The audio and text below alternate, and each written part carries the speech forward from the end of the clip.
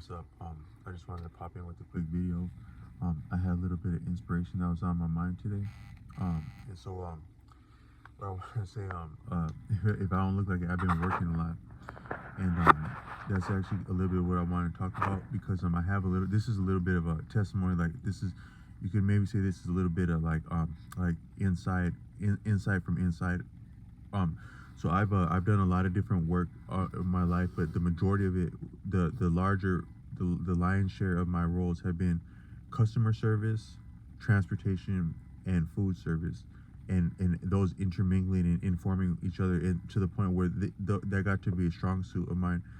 And also in doing that, I've found ways to make a means of surviving and being fashioning a little bit of independence and like initiative, like say so over my whole life. I don't know that we have a lot of say so about anything because we gotta pay the piper, or not the piper, but we gotta pay the jukebox in this life. But sometimes I have more discretion over when I wake up and go to sleep, and also when I work, than I otherwise would. And it came from working in these lines of work, but then also meeting cool people that gave me insight. But the strong suit would have been the customer service and the transportation, and then around food. And then you know, like you can imagine, like if you knew someone that like worked at like a fast food, you'd be like, dang, they gotta be sick of that food after a while. And so I worked at a lot of different like fast food places, and I didn't actually get to a point of like being sick of the food a lot of times, because I didn't engage with it a lot. And when I did, I was hungry because I'd be working like, this was like before you had as much gig work opportunity, or at least before I knew about it. And you would have like 10, 12, 14-hour days with no breaks because in some of these industries, they actually like they get over on like productivity, where you actually aren't presented with a break, you just get downtime. So like it'll be like you're getting killed all day. Killed means like high volume of work. You're getting a lot of work all the time, and then there'll be like a lull, and then you can sneak away and stuff your face as quick as you can. But as soon as something comes up, you're expected to drop that right away and get back to work.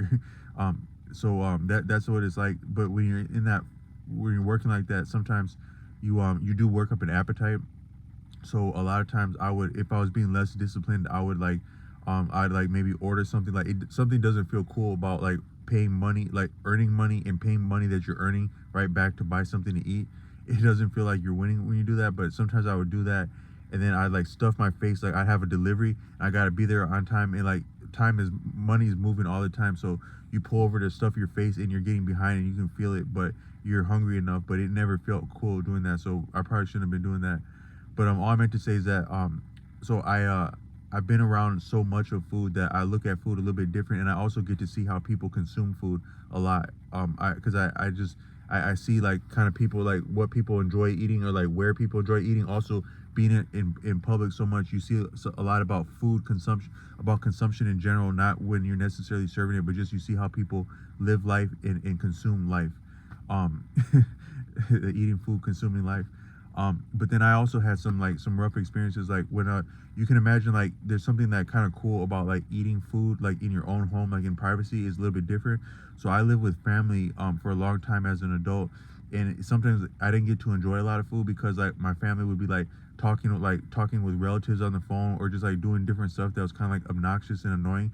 So not having like truly my own space, I didn't really get to enjoy like eating food in my own space. But I still appreciated food because I had when I was very young, I was once with I was visiting my friend's family. I've referenced that family in this channel that used to let me watch the cool movies and stuff like Cheech and Chong, and but they were from Europe, like Eastern Europe, and their food was kind of it wasn't appealing to me as a boy. So they would like cook, they had like a meal for me, and then like I wasn't trying to eat the food, so I was like I was like dancing around, avoiding eating this food that's in front of me, and wondering how I'm gonna get past this without offending them. And at a certain point, the food was just sitting there, and then they're like, yeah, he's not eating the food. And then the dad was like, well, he can starve. Then like he wasn't saying it like abusive, but he was just actually giving me like an appreciation for food, that like if you don't eat, then you know, he said, well, if he doesn't eat, then he starves. Like he said something like that. And like what they're saying is like they weren't trying to get me like some little cool snacks, and I wasn't necessarily asking for it. I just didn't know what to do with this food that I don't like in front of me. But but it just actually teach me that you should eat what's in front of you if to live, so like there's been times I don't eat, I choose not to eat pork, and I was at a drive through. Sometimes you get to learn inside baseball when you talk to people, when you're friendly with people. So this lady was telling me, like, you know how big this stuff is, right? Like all, like you avoid eating pork, right? You got like your chicken and steak, and it's pretty big, right? It's all pork, baby. That's what she told me. But a lot of times, like, I choose not to eat pork, and I can actually feel the difference. Like, if you don't eat pork for a long time, when you eat it, you can really feel the difference of it. But but I have been on hard times where I was being fed food when I wouldn't otherwise have a means of eating, and I was fed pork, and it was as delicious as anything when you work up an appetite like that. But also like but when I got into my own living space last fall, I still needed help with groceries, and I still do at times with my family. And so I was like, my mother has a propensity to ask a lot of questions. She has a little bit of like a little bit of a tendency to doubt things. Like it makes her good at her work, like clerical things, but she has an underlying implicit doubt in people and things. She simply doubts things, and she asks a lot of questions. So she's been knowing what I eat for a long time, because one of my strong suits is like my choices around appetites. Eating, I had a friend who got very serious about fitness as soon as we became young men, like barely out of high school, and he inculcated in me an understanding and appreciation of how habits serve a person and inform a lifestyle, not the least of which your appearance, but your habits are very significant in life for adults. And I don't have all the best of habits, but one was that I was blessed with him teaching me about watching what I eat. But my mother has known what I eat, and I'm not a picky eater. I'll eat anything that's not like full of anything that's not fake food, like completely false, like sugar, like completely just blatantly unhealthy.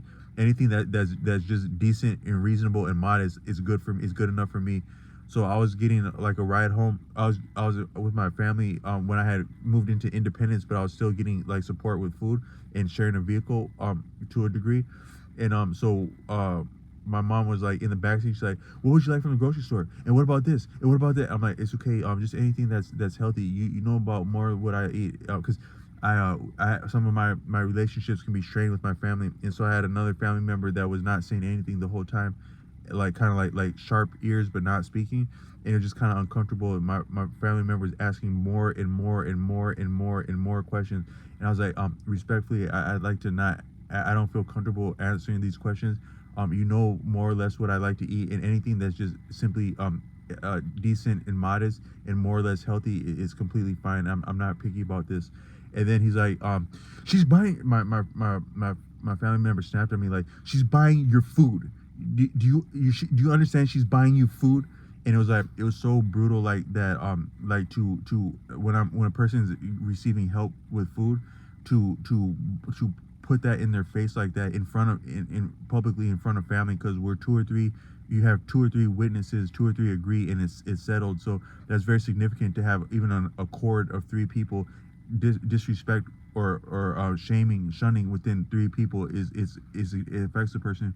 So my appetite, that affected my appetite when he said that. And then so even when I eat food alone, like sometimes my mom will buy me decent food, nice food, and then I'm eating in my own privacy, but I didn't get to truly experience the sensation of eating a meal in your own home, like as a man, and enjoying that, partly because of that the effect of that comment from my family member. But all I meant to say is that on top of that, I work so much around food, but then when you do like the long days like I have, is that sometimes you almost get near about sick of food. Is where like I feel today after working a lot of hours. And I want to come back one more, but just I'll actually talk about that, how that might be deeper than it would seem, and not to just be like complaining about like, oh, here go a food service worker that's sick of food. But I actually want to talk about like a deeper functioning that I think that might be more significant, is in terms of like the viability of life on Earth, on life systems on Earth, human beings as members within and drawing from life systems, and also a life system that informs other life systems, but actually the viability of the Earth. I wanted to talk a little bit about that.